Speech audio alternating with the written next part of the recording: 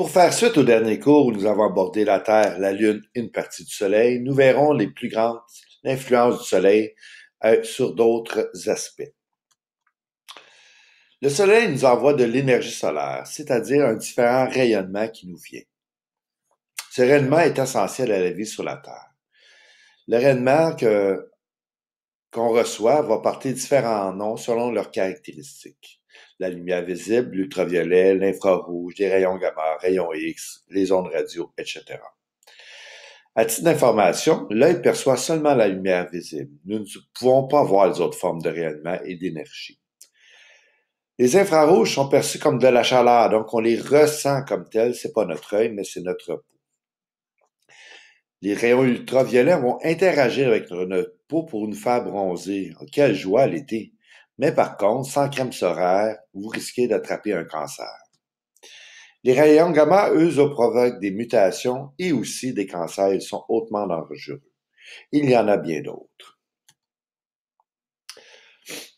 Vous mettez de la crème solaire sur votre peau l'été, mais sachez que l'atmosphère va vous protéger de beaucoup d'autres rayons et une chance. Sans cette atmosphère, les humains disparaîtraient. L'atmosphère va bloquer entre autres les ultraviolets, les rayons X, les rayons gamma et plusieurs autres. L'atmosphère laisse aussi passer certains rayonnements ou certaines formes d'énergie sous la forme d'énergie lumineuse ou encore une forme de chaleur, les infrarouges, qui vont nous réchauffer. Ah, l'incroyable Hulk! C'est le docteur Banner qui a été bombardé par des rayons gamma lors d'une expérience et ça, il a été modifié génétiquement et lorsqu'il entre en colère, vous le savez ce qu'il arrive. L'insolation, comme définition, serait la quantité de rayonnement reçu à la surface de la Terre. Donc, sur une certaine surface, c'est quoi l'énergie qu'on reçoit? Cette quantité d'énergie-là va varier selon différents facteurs. Ici, nous en aborderons quelques-uns seulement.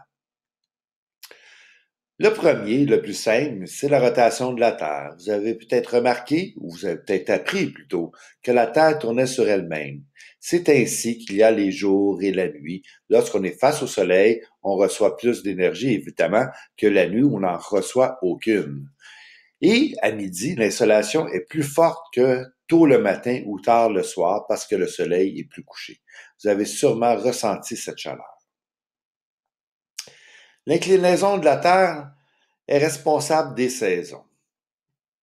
Au Québec, nous sommes au bon endroit pour ressentir la variation d'insolation entre l'hiver et l'été.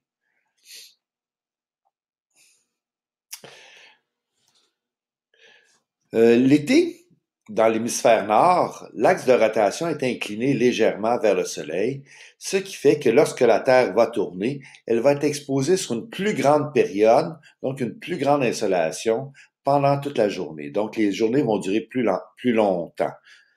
Par contre, lorsque dans l'hémisphère nord, nous sommes dans l'été, l'hémisphère sud, elle, se trouve dans l'hiver. C'est la saison opposée et eux reçoivent moins de soleil. Vous savez sûrement que la journée la plus longue est le 21 juin, ce qu'on appelle le solstice d'été. Et la journée la plus courte de l'année est le 21 décembre, le solstice d'hiver. Vous avez remarqué qu'à la sortie de l'école, il fait déjà noir. Et cette noirceur va rester jusqu'au 21 décembre. En début janvier, nous pourrons sortir de l'école et le soleil se montrera la bine. La durée de la journée et de la nuit est identique aux équinoxes d'automne, 21 septembre, et au printemps, 21 mars, c'est-à-dire que nous aurons 12 heures d'ensoleillement et 12 heures de nuit.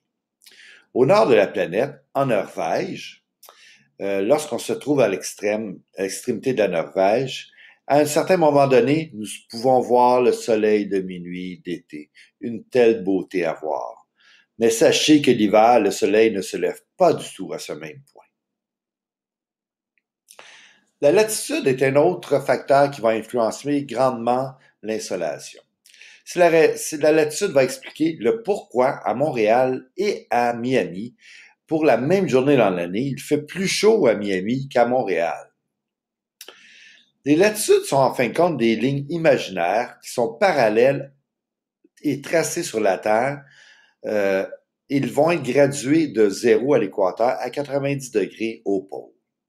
Plus on se trouve loin de l'équateur, plus les rayons sont obliques, moins l'intensité est forte. On appelle ça l'angle d'incidence en fin de compte. Lorsque le soleil est bas à l'horizon, la quantité de chaleur reçue sur une surface est moins intense que lorsque le soleil est au zénith. L'insolation, c'est un peu comme l'étaler du beurre de pinot. Lorsque le soleil est bas, il étale son énergie sur une plus grande surface. Donc, chaque surface reçoit une moins grande quantité d'énergie.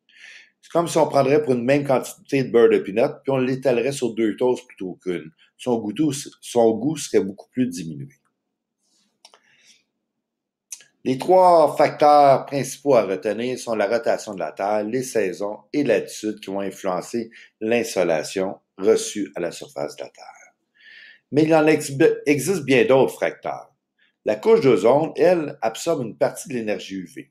Une chance. Les contaminants atmosphériques bloquent certains rayonnements. Parfois, ces contaminants peuvent être produits par l'homme ou encore par la nature. Lorsque le volcan du mont Sainte-Hélène est rentré en éruption, qui se trouve sur la côte ouest américaine, nous avons eu au Québec, à cause de son nuage qui était projeté en haute atmosphère, un été beaucoup plus froid car elle bloquait les rayons atmosphériques.